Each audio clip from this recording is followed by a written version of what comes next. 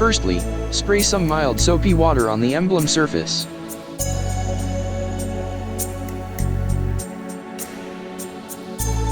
Next, peel off the vinyl sticker and paste it onto the respective position.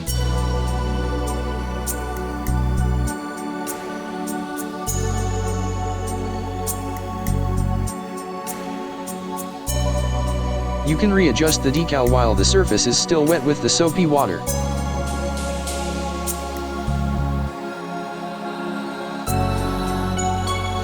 Once you're satisfied with its position, press firmly to squeeze out the excess soapy water.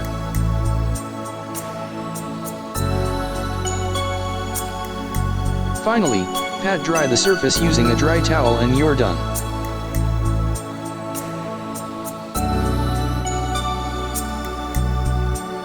Check out the flawless after installation effects.